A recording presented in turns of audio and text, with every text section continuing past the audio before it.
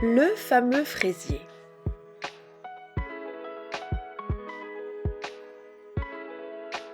Pour la génoise, nous aurons besoin de 3 œufs, 100 g de sucre en poudre, 65 g de farine, 35 g de maïzena. Pour le sirop d'imbibage, 15 g de jus de citron jaune, 15 g de jus de citron vert, 25 g de sucre et 4 g d'eau. Pour la compotée de fraises, 400 g de fraises, 20 g de jus de citron, 40 g de sucre en poudre et 4 feuilles de gélatine.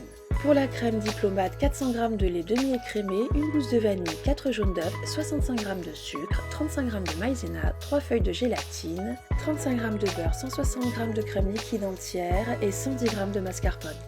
Je commence par la génoise. Dans un cul de poule, j'ajoute les œufs et le sucre que je blanchis au batteur.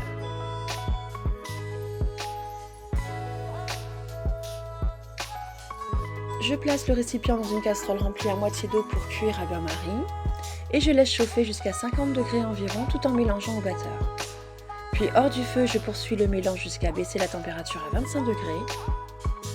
J'ajoute ensuite la farine et la maïzena en plusieurs fois. Je mélange délicatement à la maryse.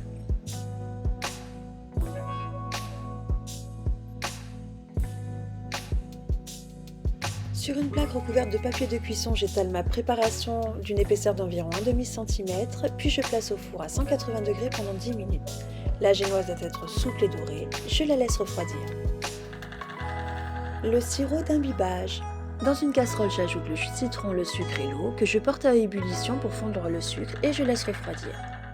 Une fois la génoise refroidie, je découpe mes cercles correspondant à mon plat, l'un légèrement plus petit que l'autre, que j'imbibe de sirop et je mets de côté.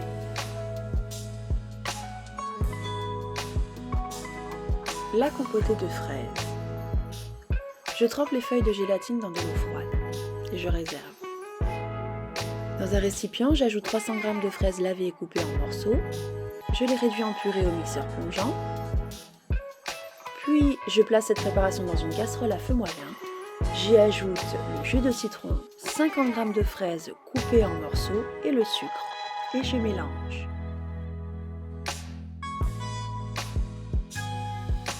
Après ébullition, je laisse mijoter 10 minutes à feu doux. Et une fois refroidi, je place au réfrigérateur.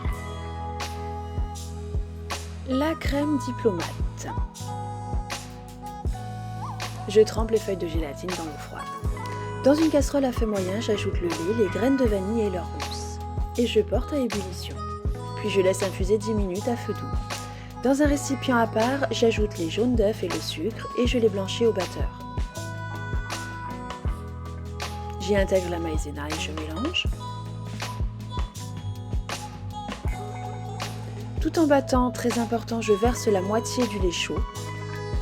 Puis réintègre cette préparation au reste du lait chaud. Sur feu vif, je mélange 40 secondes environ pour obtenir une crème pâtissière. Une fois tiède, j'ajoute le beurre et la gélatine essorée et je bats. Je filme cette crème et je place au réfrigérateur environ 2 heures. Dans un cul de poule, je verse la crème liquide et le mascarpone et je monte en chantilly au batteur pendant environ 5 minutes. Je récupère ma crème pâtissière bien refroidie que je lisse au batteur et j'incorpore en plusieurs fois la chantilly.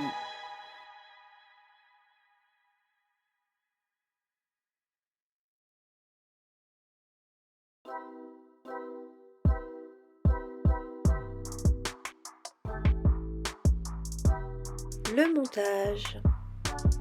Après avoir recouvert de papier de cuisson le fond du moule et les bords, je place la première génoise, la plus grande, et pose les demi-fraises sur les bords. J'ajoute la moitié de la crème diplomate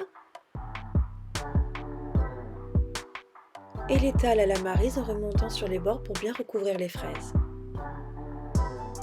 J'y verse les 3/4 de la compotée que j'étale et je pose ensuite la seconde génoise. Je la recouvre du reste de la crème diplomate puis de la compotée préalablement remixée pour obtenir un aspect miroir.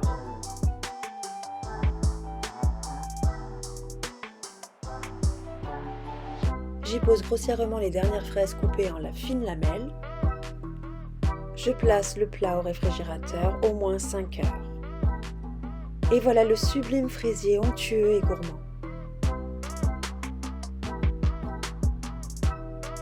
Bonne dégustation!